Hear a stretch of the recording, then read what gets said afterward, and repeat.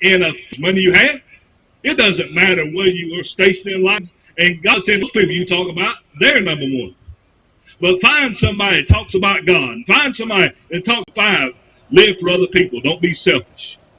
Number 6, learn to live and love the Bible. Let me say this again. That book you hold in your hand right now is the secret to success as far as God's concerned. That book you hold in your hand, just don't treat it like you would your cell phone. If you left your cell phone somewhere, you'd go in full-blown DEFCON 4 to get back and find that phone.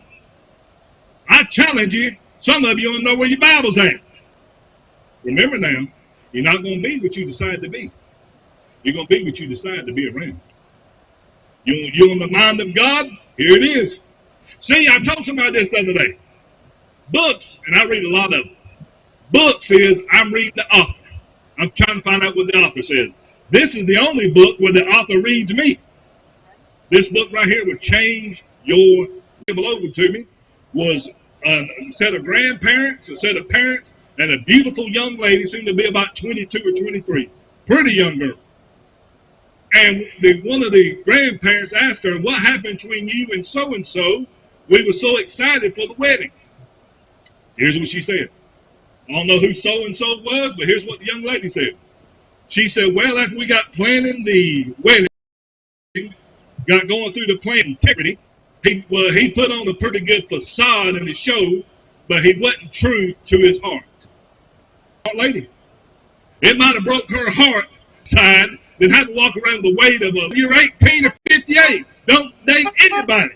Don't have a heart for God. If somebody's not pursuing God, they'll need to pursue you. Here's the best advice. You go after God with everything you got. You go after God, you pursue Him with your whole heart in obedience to Him. And if somebody catches up with you, introduce yourself. Because if somebody's not pursuing God, you don't need to be pursuing them, and they don't need to be pursuing you. Number 1, do they love God? Preacher, they teach Sunday school. He's a preacher. I don't care.